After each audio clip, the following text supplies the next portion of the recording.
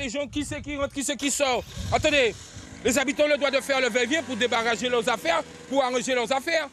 La destruction du bidonville des Manguiers qui a débuté lundi s'est poursuivie ce mardi dans des conditions que dénonce Droit au logement.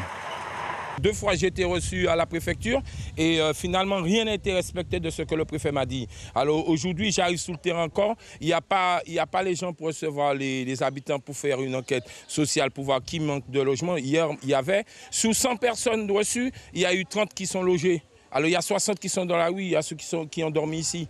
Quand même, à un moment donné, il faut qu'on soit humain et il faut qu'on respecte les humains.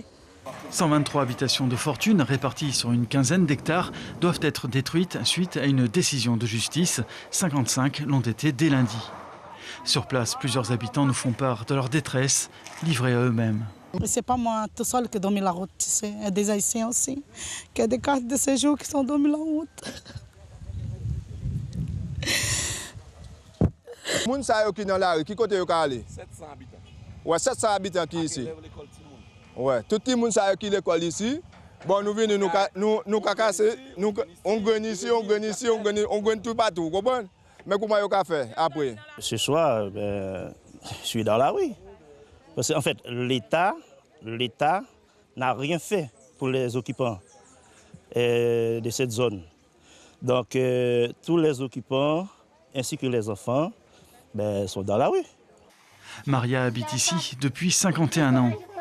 Elle pleure aujourd'hui la destruction de son bar-restaurant après avoir remué ciel et terre pour sauver son entreprise. J'ai fait une demande encore pour me louer ou vendre ici. Il m'a dit non. Il m'a dit non parce que ça c'est une zone de risque là. Et puis là maintenant, comment ils vendent pour ces habitués, pour 5 € les mètres carrés. Et puis il ne peut pas venir chez moi pour demander, Madame Patoja, si tu veux, je peux acheter. Même à 20 €, si me demandez les mètres carrés, je peux payer. Après avoir une nouvelle fois bloqué l'accès à cette opération aux journalistes, les services de l'État ont finalement autorisé la présence de la presse de façon encadrée en fin de matinée. Le préfet a annoncé dans la foulée que la suite de cette opération ne sera effectuée qu'après les vacances de Noël. Une trêve est donc instaurée pour les derniers occupants. Suivez l'info sur Guyana Première, télé, radio et Internet.